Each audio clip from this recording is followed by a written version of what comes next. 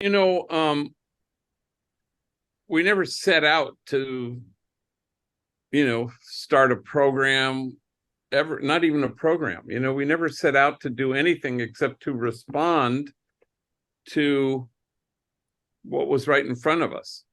So, the large view was, you know, the as you say, the burying of kids, and then what they would say, if only we had jobs. So we try to find jobs, and then we couldn't find enough jobs, and then we started, basically our social enterprises in a nutshell. But and then tattoo removal. So we're always just responding to one thing after another. But people walk into our headquarters now and they say, uh, how'd you think of this? And of course, nobody really thinks of these things. You back your way, you evolve your way into stuff. So that's kind of how it works. So I don't think I, at no point, not even 3 days ago, would I have said, here's what I see, or I want it to become this now. I don't think I ever did that in 35 years. You're responding, you're dealing with what's right in front of you, you're actually talking to people, and so but I'm not sure anybody should set out to do something like that. I don't think. I'm a kind of opposed to the idea of starting a program. You know, so because maybe it'll become a program, maybe it doesn't. And so I'm always leery frankly, when people want to start a program. Then I go, why? I mean, I never set out to start a program ever. So when you say respond rather than create, so people will be hesitant because they go, so you're just putting out fires, you're just responding.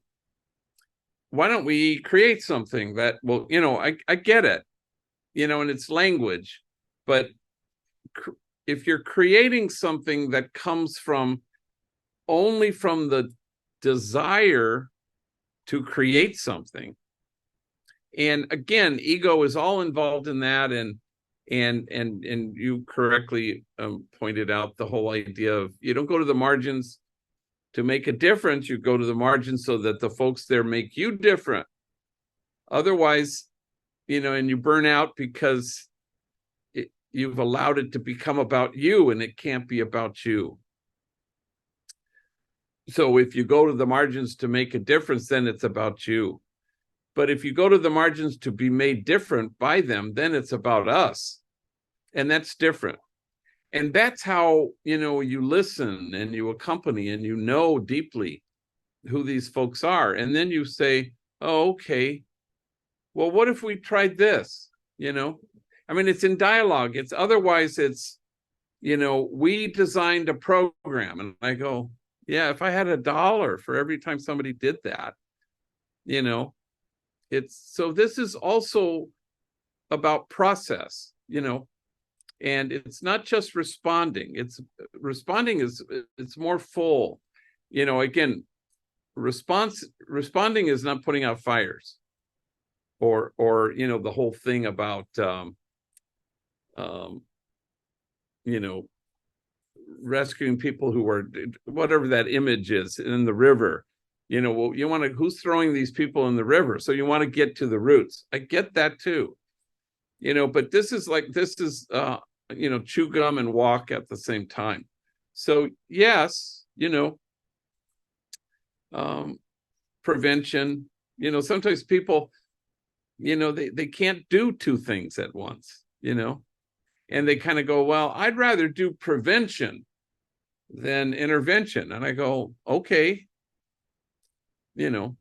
but if we diss intervention, we lose sight of the fact that this population will always have more influence on the younger kids than we could ever have. So if you're not simultaneously working with both groups, you're in fact undercutting your best efforts at the, in prevention. So, so it's not just putting out fires, it's listening, it's honoring, it's exquisitely mutual. People are inhabiting their, dignity and nobility together, but it's mainly about community, because if you start a program, if you create a program, the chances are high that you're going to create the DMV of programs, and it's going to be about, and this is what happens in the country.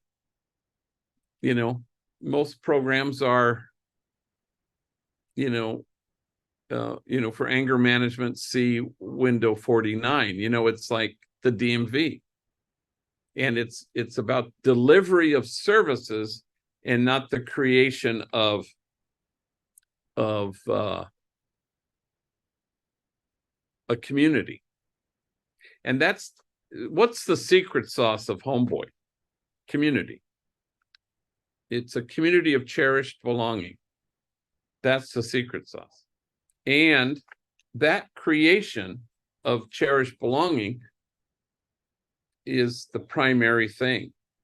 We deliver all those services, but they're secondary to the creation of a community of cherished belonging. Does that make sense?